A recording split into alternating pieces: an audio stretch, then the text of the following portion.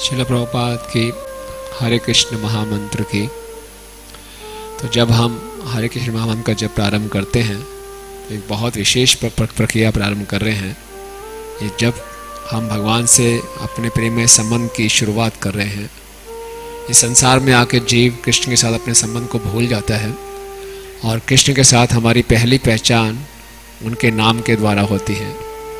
और क्योंकि कृष्ण और हमारा संबंध सेवा का संबंध है, तो पहली पहचान में यानी कि अब हमारे संबंध की शुरुआत होती है, हम हरि नाम की सेवा शुरू करें।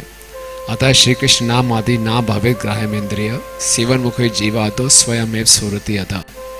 इसमें श्री जीव गोस्वामी पाद बताते हैं कि इसका अर्थ है कि भगवान के नाम और रूप के प्रति सेवा उन्मुख होना। अभी हम सेवा से विमुख हैं, अब सेवा उन्मुख होना यानी कि जब हम कृष्ण का नाम लें तो सेवा की भावना का अर्थ ये है कि हम उनको अपना समय दें और अपना अटेंशन दें, अपना ध्यान दें। यानी कि जब में हमें प्रेजेंट माइंडेड होना हो पड़ेगा, एब्सेंट माइंडेड नहीं। जब हम एब्सेंट माइंडेड हैं तो ये कोई सेवा नहीं है और भगवान भी इतने प्रेरित और उत्साहित नहीं होंगे कि हमारे हृदय में प्रवेश करें।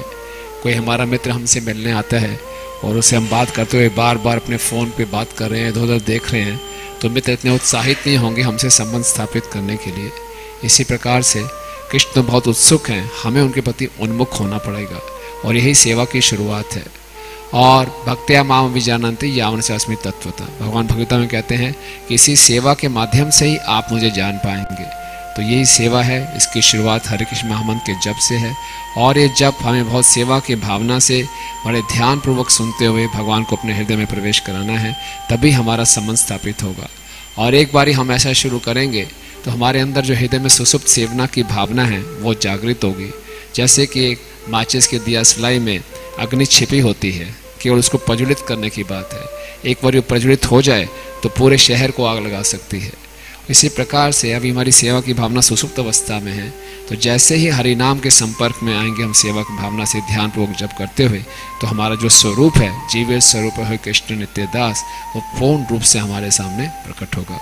हरे कृष्ण महामंत्र की